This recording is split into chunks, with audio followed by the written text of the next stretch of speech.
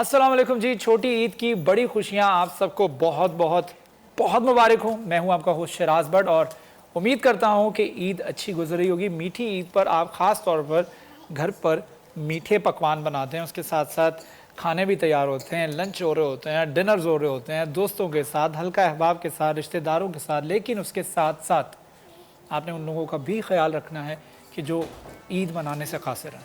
उनकी जेब इजाज़त नहीं देती है कि वो ईद आपकी तरह सेलिब्रेट कर सकें। बहुत ज़्यादा ज़रूरी है कि उन लोगों का ख़ास ख्याल रखा जाए कि जो इतना भी अफोर्ड नहीं कर सकते कि वो घर का जो है वो खाना पीना जो है अपने बच्चों का अरेंज कर सके ईद के मौका के ऊपर। तो ख़ास तौर पर इन लोगों का ख्याल रखना है। और ये वो लोग होते हैं, ये वो तबका होता है जो कि सफ़ेद पोश तबका होता है, जो कि अपनी ज़रूरत के लिए किसी के दरवाजे पर भी नहीं जाता। एक तो वो होते हैं जो कि साइल होते हैं, जो कि आपके दरवाजे पर आपसे मांगने के लिए आते हैं। एक वो होते हैं कि जो आपसे मांगने भी नहीं आते, लेकिन उनकी ज़रूरत उनके चेहरे से दिखाई देती है। और इस चेहरे से पढ़ी गई ज़रूरत को इग्नोर मत करें, डिलिबरेटली इग्नोर मत करें, उसको पहचानें और उन लोगों की मदद करें और उन लोगों को अपनी ईद की खुशियों में शामिल करें। तो हमारी इस खसूसी नशरियात का मकसद ये होता है कि शहर की सियासी, समाजी, कारोबारी शख्सियात, उनकी फैमिलीज़ को हम इन्वाइट करते हैं। हमारे यहाँ पर सेट पर भी एक फैमिली वाला माहौल होता है और ख़ास तौर से गुफ्तगू की जाती है और जाना जाता है कि वो अपनी ईद किस तरीके से मनाते हैं, उनकी ईद कैसे गुजरती है। तो आज भी हमारे साथ जिन्होंने हमें ज्वाइन किया है, हमारे बड़े ख़ास मेहमान हमारे साथ मौजूद हैं। उनका तारुफ आपको करवा दें। तो हमारे साथ मौजूद हैं काशिफ रज़ा अवान साहब, जो कि ADC हेडक्वार्टर्स हैं। Sir, thank you so much for joining us. अस्सलाम वालेकुम। वालेकुम सलाम। आपको ईद मुबारक हो। खैर मुबारक। उनके साथ साथ अदीबा खान हमारे साथ मौजूद हैं, जो कि उनकी वाइफ हैं। अस्सलाम वालेकुम मैम, कैसे हैं आप? आपको भी ईद मुबारक। बच्चे हमारे साथ मौजूद हैं। छोटी सी बच्ची नजर आ रही है मुझे, इलाफ। और इलाफ, कैसी हो आप? ठीक हो? चलें, साथ हमारे इस्माइल रज़ा मौजूद हैं। अस्सलाम वालेकुम इस्माइल। और इसके साथ साथ युजार सीफ भी हमारे साथ मौजूद है। अस्सलाम वालेकुम युजार सीफ। इन सब में सबसे ज़्यादा शरीफ मेरे ख्याल में युजार सीफ है। कोई शरारत नहीं कर रहा, वो अपनी जगह पे जहाँ बैठा हुआ है उस वक्त से वही में बैठा हुआ। तो माशाल्लाह, मुझे काशिफ साहब ये बताएगा कि ईद अमूमी तौर पर कैसी गुजरती है। वैसे तो आपके पास घर पर देने के लिए आज मेरे साथ भाभी मौजूद है, उनसे पूछ लेते हैं कि वाकई घर पे आप टाइम देते हैं या हमेशा कंप्लेन घर से मिलती है कि आप वक्त नहीं देते हैं? बिस्मिल्लाहिर्रहमानिर्रहीम। देखें, ये डिपेंड करता है, काम के ऊपर डिपेंड करता है। ज़्यादातर ईद जो है वो मेरी तो ऑफिस में ही गुजरती है और ख़ुसूसन जो हमारी बड़ी ईद होती है वो तो घर नहीं, जिम्मेदारियाँ बढ़ जाती हैं। लेकिन जो ईद उल फितर है इसमें टाइम मिल जाता है, क्योंकि इसमें कोई इस तरह की जिम्मेदारियाँ नहीं होती जिस तरह की बड़ी ईद के ऊपर होती हैं। तो ये मेरी कोशिश यही होती है कि मैं घर में ईद गुजारूं और घर में बच्चों के साथ ईद गुजारता हूं। और वैसे कंप्लेन की कोई बात नहीं है, मैं ज़्यादातर टाइम घर में गुजारता हूं। अच्छा। अपने बीवी बच्चों के साथ फैमिली टाइम ज़्यादा एंजॉय करता हूं। फैमिली टाइम ज़्यादा एंजॉय करते हैं। You are lucky enough, you still in this job, और उसके बावजूद आप घर पे टाइम भी दे देते हैं और घर वालों को आपसे शिकायत नहीं है।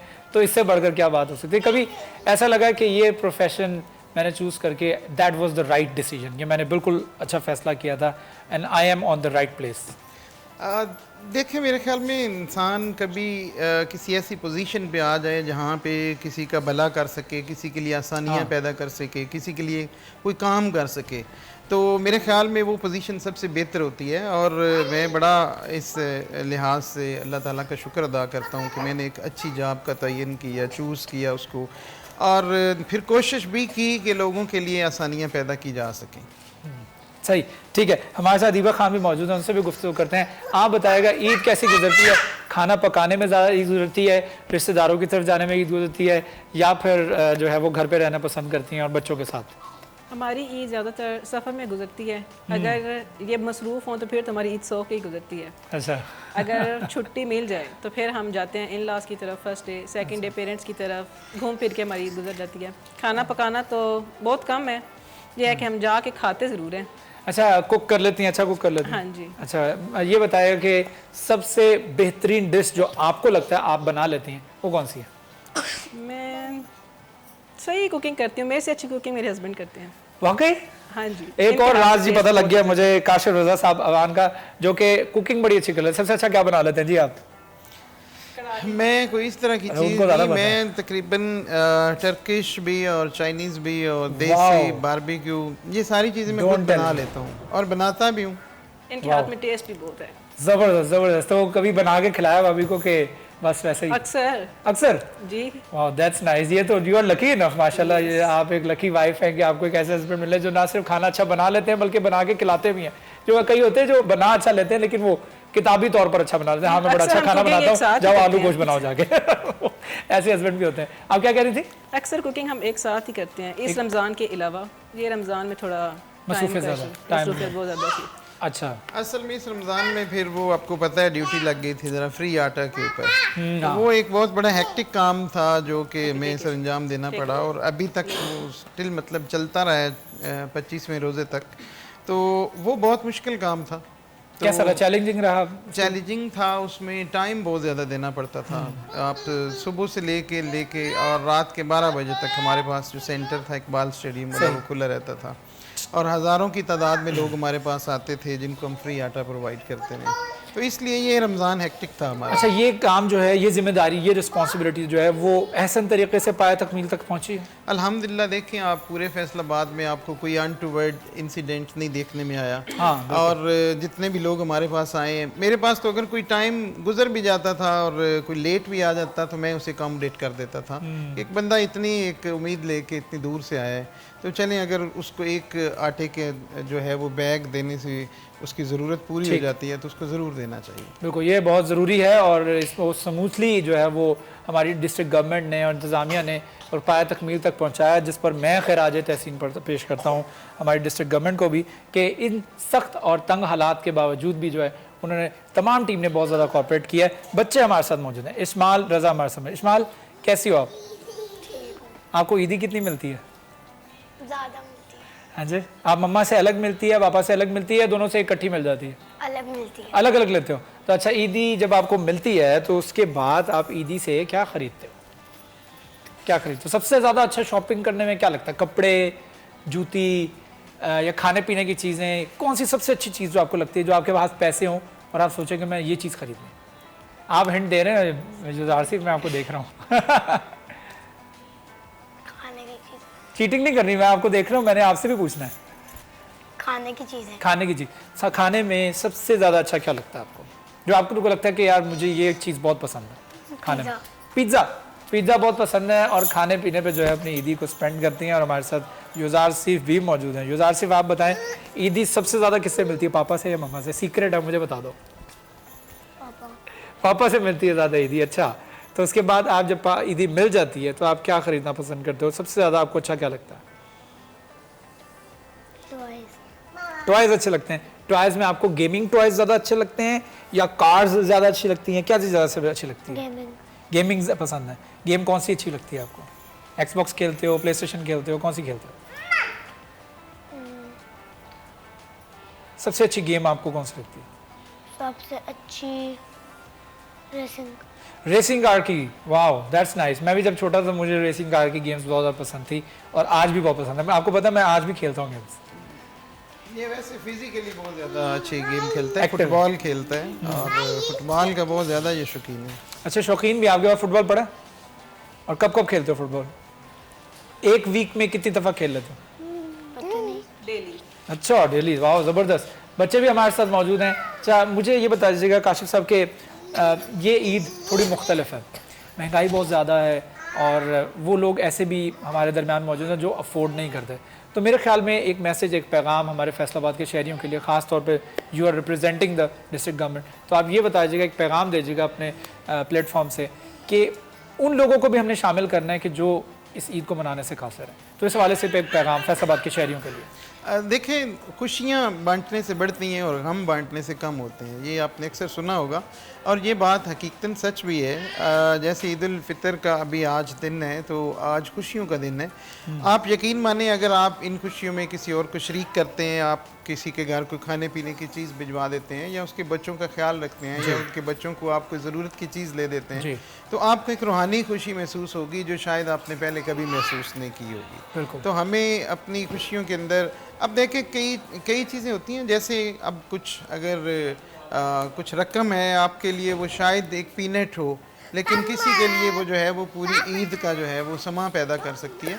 तो आप थोड़ी सी रकम अगर किसी ऐसे घर पे लगा देते हैं या किसी ऐसे घर को डोनेट कर देते हैं जिससे उनकी खुशियाँ और उनके बच्चों की खुशियाँ लौट आती हैं, तो मैं समझता हूँ इससे ज़्यादा अच्छा काम कोई नहीं है। बहुत खूबसूरत पैगाम दिया है, बहुत ही अच्छा मैसेज दिया है कि अल्लाह ताला ने भी कुरान मजीद में इरशाद फरमाया हुआ है कि जब मुझे कर्ज़ हसना दो, और कर्ज़ जो है कुरादा जो है, वो वर्ड कुरादा है जो है वो जिस तरह एक ब्रेड होती है, ब्रेड का बिल्कुल थोड़ा सा पार्ट होता है जिससे आपको कोई फ़र्क नहीं पड़ता, ब्रेड पूरी की पूरी आपके पास है और वो बिल्कुल थोड़ा सा पार्ट आपने देना है, और जब वो आप थोड़ा सा पार्ट देंगे वो किसी के लिए बहुत ज़्यादा होगा, तो उससे अल्लाह ताला भी राज़ी होगा। तो खुशियाँ बांटने से बढ़ती हैं और गम बांटने से कम होते हैं। छोटा सा वक्फा लेते हैं, कहीं मत जाइएगा, हमारे गेस्ट हमारे साथ हमारे सेट पर ही मौजूद हैं, वापस आते हैं लेकिन छोटे से वक्फे के बाद।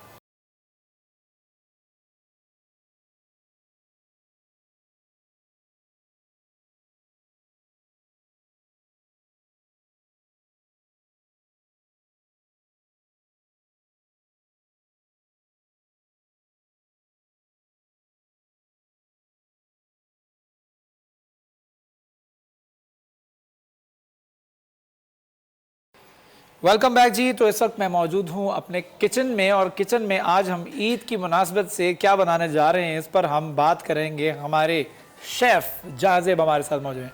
जाजेब, वालेकुम सलाम, ईद मुबारक। कैसे हैं आप? ठीक ठाक हैं? अल्लाह ताला आपको खुश रखे। आपने हमारे लिए पूरा रमज़ान बड़े प्यारे प्यारे बड़े मज़े मज़े के खाने बनाए।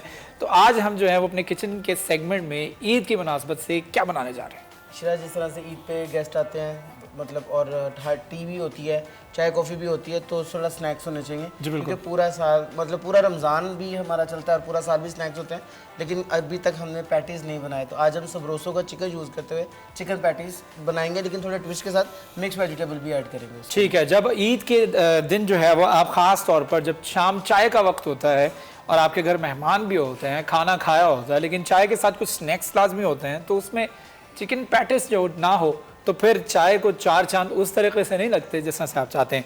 तो ख़ास तौर पर सबरोसो के द चिकन स्पेशलिस्ट के पैटिस जो हैं वो आज चिकन को इस्तेमाल करते हुए चिकन पैटिस तैयार किए जाएंगे। सबरोसो के हवाले से ख़ास तौर पर बात करें तो सबरोसो ने ज़िंदगी कर दी है बहुत ज़्यादा आसान। सबरोसो द चिकन स्पेशलिस्ट, अगर आप उन लोगों में से हैं जो इफ्तार के टेबल, जिस तरह से आप देख रहे हैं कि आज ईद है और ईद की मुनासबत से ईद के दस्तरखान के ऊपर या ईद से हट कर भी अपने दस्तरखान के ऊपर पसंद करते हैं नित नया खाना, ख़ास तौर पे मज़े मज़े के पकवान आप पसंद करते हैं, नित नए फूड्स पसंद करते हैं, तो सबरोसो द चिकन स्पेशलिस्ट का चिकन टॉपिंग और द ब्रेस्ट चिकन फिले जो है that is the best recipe partner for you. और ख़ास तौर पर सबरोसो के हवाले से बात करें तो सबरोसो ने इस हद तक आसान कर दी है ज़िंदगी कि all you have to do, you have to buy the chicken, you have to come back to home, उसको अपने पैकेट को खोलना है, हंडिया में डालना है और उसके बाद उसको तैयार कर लेना है। कोई ला करके चिकन को धोने की ज़रूरत नहीं है, पीसेस करने की ज़रूरत नहीं है, चर्बी उतारने की ज़रूरत नहीं है। All you have to do just to open the packet and cook it. तो ये एक बड़ा ज़बरदस्त फैसिलिटी है। सारी की सारी टेंशन, सारी की सारी प्रॉब्लम्स और सारी की सारी जो टाइम टेकिंग चीज़ें होती हैं वो सबरोसो ने अपने ज़िम्मे ले ली हैं।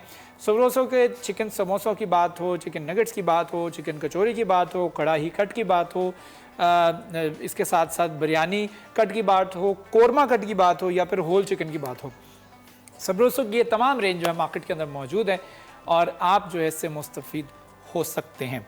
और ख़ास तौर पर हाइजीनिक के हवाले से बात करें तो सफाई सुथराई का इस हद तक ख्याल सबरोसो ने रखा है कि ख़ास तौर पर जो पोल्ट्री फार्म से लेके सफाई सुथराई से लेके फीड से लेके पैकिंग तक की मॉनिटरिंग खुद की जाती है। वर्टिकल इंटीग्रेशन की वजह से सबरोसो ये जिम्मेदारी और मॉनिटरिंग जो है वो खुद करता है। जामे शीरी के हवाले से बात भी कर लेते हैं।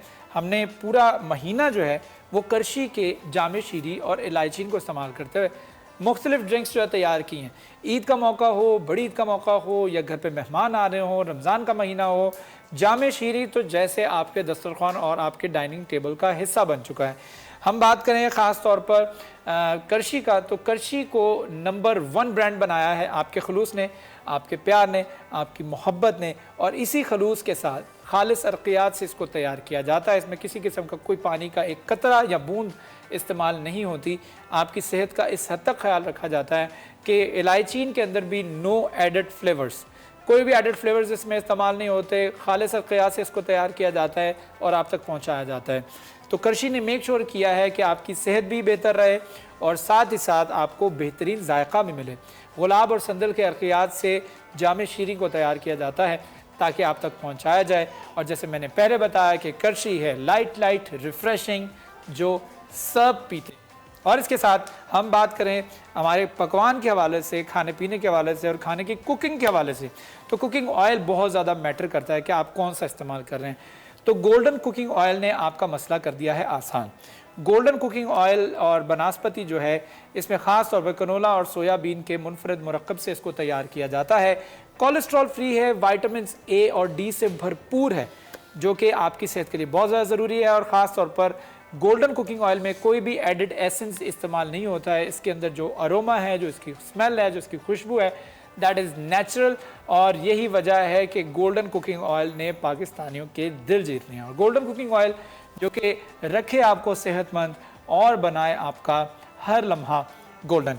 तो अब चलते हैं हम अपने पकवान की तरफ और आज हम बनाने जा रहे हैं चिकन पैटिस। और पैटिस किस तरह से बनाए जाएंगे, उसकी क्या रेसिपी होगी, इंग्रेडिएंट्स क्या क्या यूज़ होंगे, जहाज़ेब से पूछते हैं। अच्छा, सबसे पहले तो शिराज हमने इस तरह से करना है, हमने पफ पेस्ट्री खुद बनानी है। उसके लिए हमने गोल्डन बनस्पति घी लेना है, उसको गर्म करना है। गर्म करना इतना कि वो ऑयल की मतलब शक्ल इख्तियार कर जाए। जैसे वो ऑयल की शक्ल में जाता है तो उसके अंदर बर्फ़ डाल देनी है। बर्फ़ डालेंगे तो वो जम जाएगा। उसके बाद आपने उसे पानी जो है स्क्वीज़ कर लेना है अच्छी तरह से, ब्लॉक की शेप में लेके आना है, तो आपका माजरीन तैयार होगा। उसके बाद आपने जो है आटा गूंदना है सादा, सिर्फ नमक डाल के। और आटा गूंदने के बाद वो उसके अंदर रख के जिस तरह पराठे को बल देते हैं वैसे उसको 7 टाइम्स आपने बल दे देने हैं। और ये मैंने दिया हुआ है क्योंकि इस प्रोसीजर को तकरीबन 2.5 से 3 घंटे लग जाते हैं। वेट देना पड़ता है हर आधे घंटे का 15 मिनट का। वो हमने कर लिया है। उसके बाद चिकन बोनलेस जो है वो ब्रेस्ट फिले सब रोसों का जो है वो मैं बॉयल करूँगा। बॉयल करने के बाद उसे श्रेड कर लूँगा। जिस तरह से मैंने आपको पहले बताया कि थोड़ा सा ट्विस्ट होगा तो कुछ वेजिटेबल्स ऐड कर रहा हूँ जिसके अंदर अनियन है, ग्रीन चिली है, कैप्सिकम और कैरेट है। ठीक है, इनको बारीक चॉप कर लूँगा।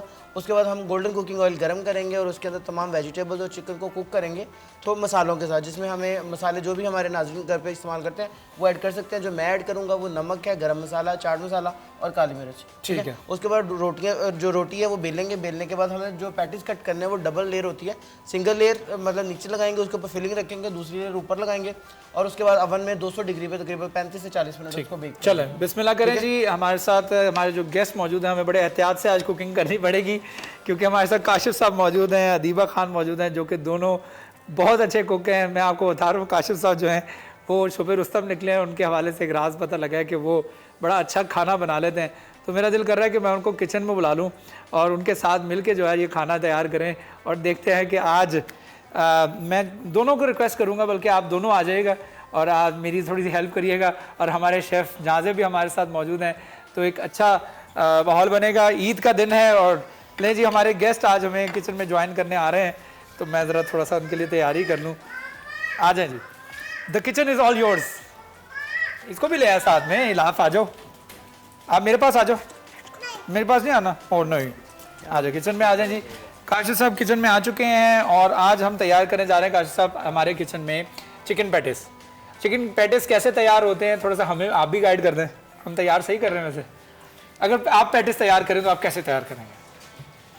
अच्छा देखें, पैटीज तो मेरे ख्याल में बाजार से खरीद के खा लिए जाए तो बहुत अच्छी वो ज़्यादा बेहतर है, इतना ज़्यादा तरद्दुद ना किया जाए। बाजार से वो मेरे ख्याल में आप खुद वो चीज़ कुक करते हैं जिसके ऊपर आपको यकीन ना हो कि बाहर से ये साफ़ सुथरी मिलेगी। एक्चुअली इसकी डो तैयार करने में बहुत टाइम लगता है। इसकी जो डो तैयार करनी है, ये डो आपने जहाँ से पहले से तैयार की थी? पहले से तैयार की, जिस तरह से मैंने पहले बताया 2 से 2.5 घंटे लग जाते हैं इसको तैयार करने में। ठीक है, तो इसकी डो तैयार कर ली गई थी। उसके बाद हमने ये गाजर जो है और कैप्सिकम है, अनियन है, ये हमने कट करना है।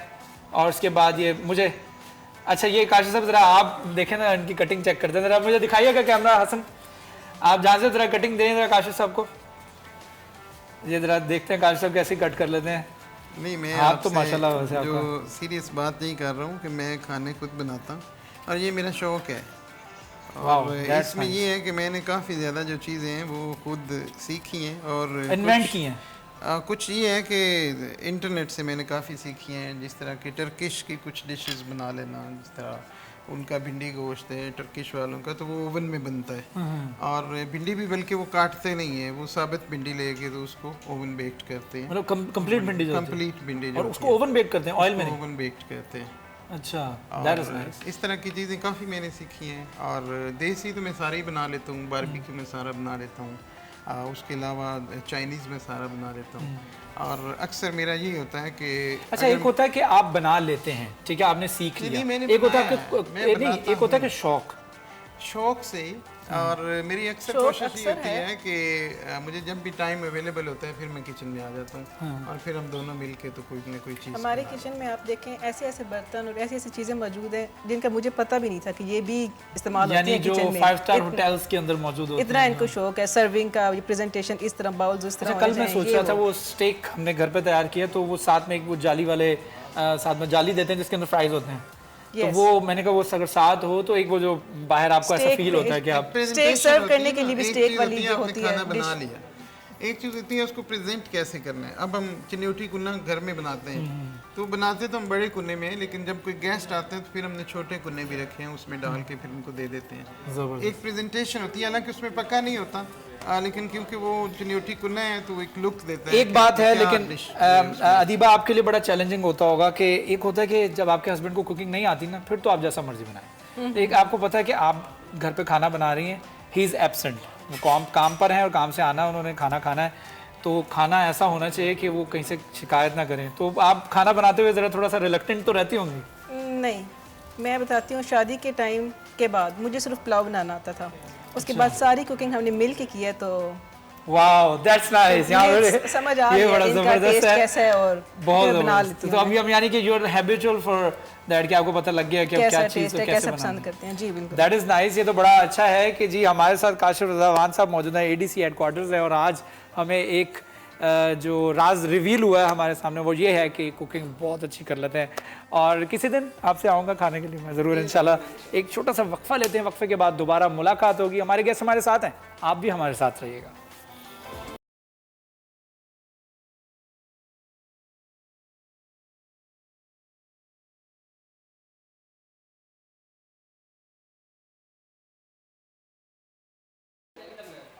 वेलकम बैक जी, हमारी खसूसी नशरियात ईद की, जिसमें आपको एक दफ़ा फिर वेलकम कहते हैं। हमारे गेस्ट हमारे साथ मौजूद हैं और उनसे गुफ्तगू का सिलसिला आगे बढ़ाते हैं। ईद के हवाले से गुफ्तगू हो रही है, ईद पर अमूमी तौर पर क्या मसरूफियत होती है। तो हमारे साथ मौजूद हैं, दोबारा तारुफ एक दफ़ा फिर करवा देता हूँ, काशिफ रज़ा अवान साहब मौजूद हैं, एडीसी हेडक्वार्टर, उनके साथ साथ उनकी वाइफ अदीबा खान मौजूद हैं, इस्माइल प्यारी सी बच्ची मौजूद है, इलाफ मौजूद हैं जो कि पूरे सेट पे ऐसे ऐसे घूम रही है, और युजार सीफ मौजूद हैं। तो युजार सीफ, आप बताइएगा कि खाने में सबसे ज़्यादा आपको क्या पसंद है, जो आपको सबसे ज़्यादा फेवरेट है? उनको तो पिज़्ज़ा पसंद है, मुझे पता लग गया। पिज़्ज़ा। आपको भी पिज़्ज़ा पसंद है? और मीठे में क्या खाना पसंद है?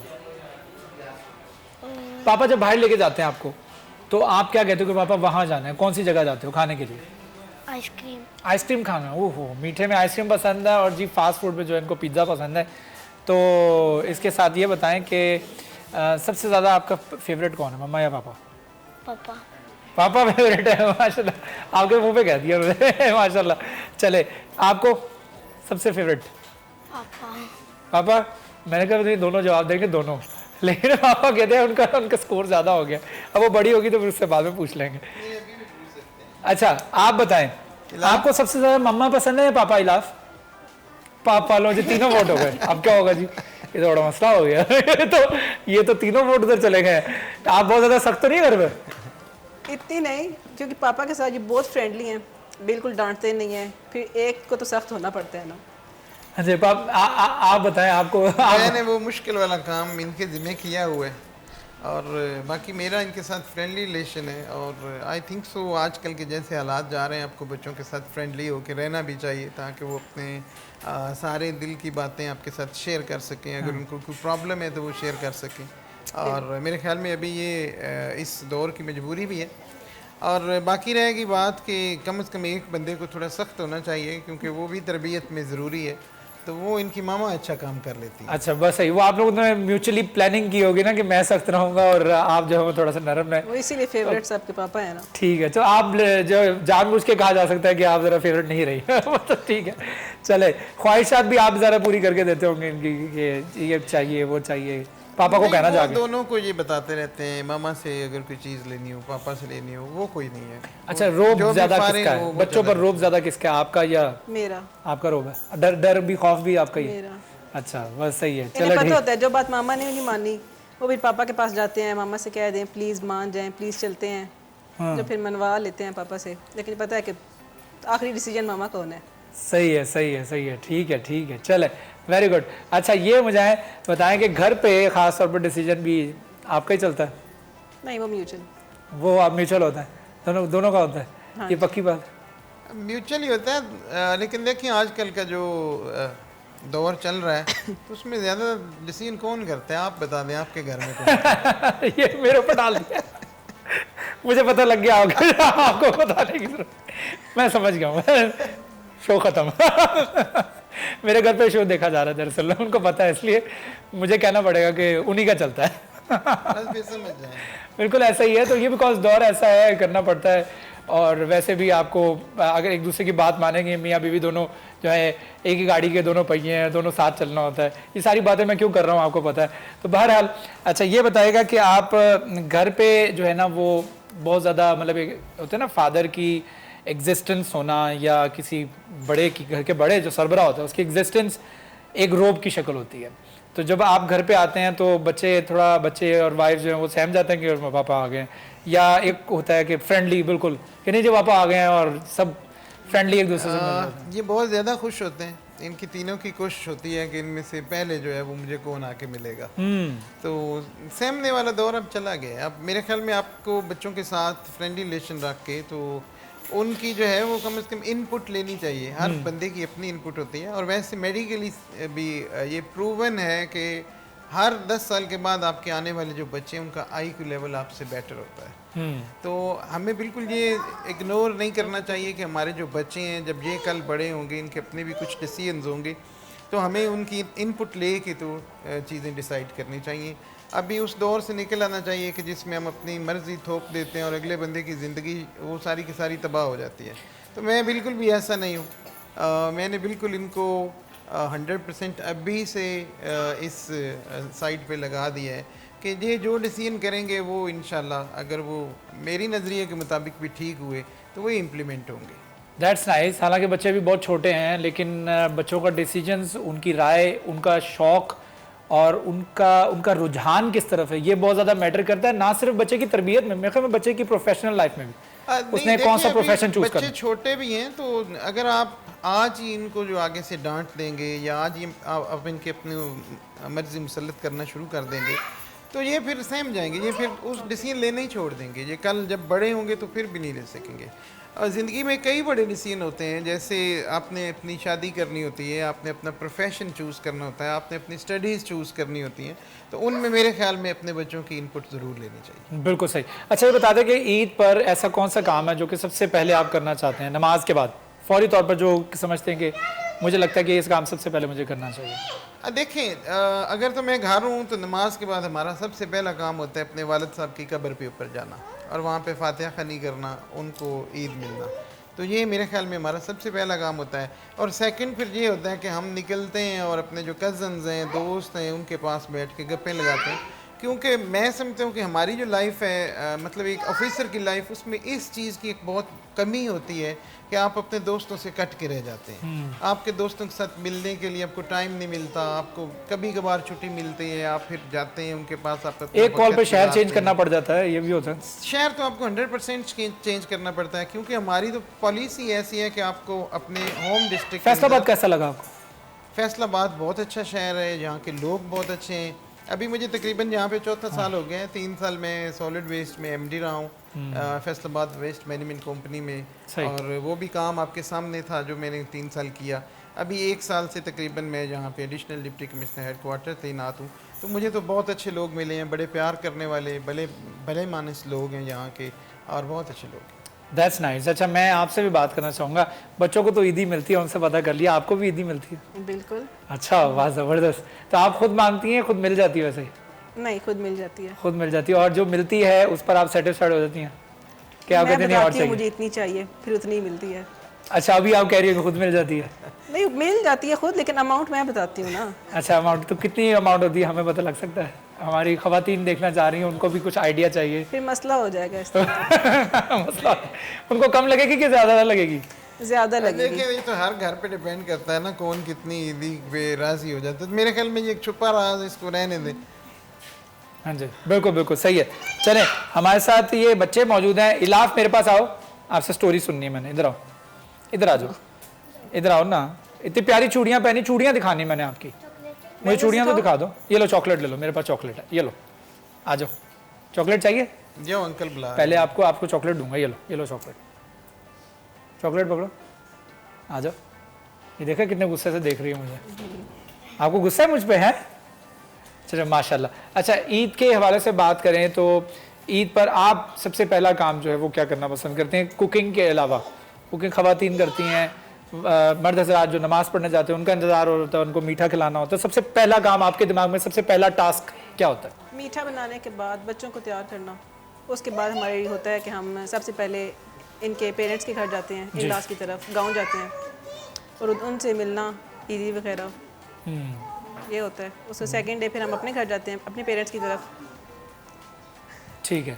वो हंस इसलिए नहीं है कि वो आजकल वो मीम्स चलती है ना फेसबुक पे कि यौम Second ससुराल जो है वो इंतहाई मिली और मजहबी जोश व जज्बे से मनाया गया। तो सेकंड या फीड तकरीबन यौम ससुराल बन चुके हैं। यौम ससुराल सबके लिए बन चुकी हुई है। और तीसरा दिन जो होता है वो अमूमी तौर पर दोस्तों के लिए होता है। आपके दोस्तों में भी टाइम देते हैं या दोस्त शिकवे करते रहते हैं, यार अच्छी जॉब चुनी है? नहीं, मेरी कोशिश होती है मैं जब भी घर वापस जाऊं तो अपने दोस्तों के साथ ज़रूर टाइम गुजारता हूं, क्योंकि देखें जो सर्विस से पहले आपके दोस्त होते हैं, हकीकत में अगर आप देखें तो आपके दोस्त वही होते हैं जो सर्विस के पहले के लोग होते हैं, जो आपके कॉलेज और स्कूल लाइफ के जो दोस्त बनते हैं। तो मैं उनमें बहुत खुश रहता हूँ और उनको प्रॉपर टाइम देता हूँ। बिल्कुल सही। अभी वकास बेग से भी हमारी बात हुई थी तो उनसे भी हमें पता लगा था कि आप खासे मसरूफ़ रहते हैं और वकास बेग आपकी तारीफ़ भी कर रहे थे कि वो मसरूफियत के बावजूद, ये वाली जो आपने बात की कि वो मिलते ज़रूर हैं और वो रिस्पॉन्ड ज़रूर करते हैं। कि रिस्पॉन्ड वाला जो मामला होता है ना, क्योंकि ऐसी स्टेज पर या ऐसी पोजीशन पर आने के बाद बड़ा मुश्किल हो जाता है रिस्पॉन्ड करना। मेरे ख्याल में खासा मुश्किल होता है, चैलेंजिंग होता है, लेकिन आप करते हैं। देखिए मैंने जब सर्विस ज्वाइन की है तो मैंने कुछ चीज़ें जो है ना अपनी ज़िंदगी में असूल के तौर पे बना ली थी। लेट्स से सबसे पहली बात ये कि मेरे दरवाजे के ऊपर कभी किसी नायब कासद ने कभी किसी बंदे को नहीं रोका।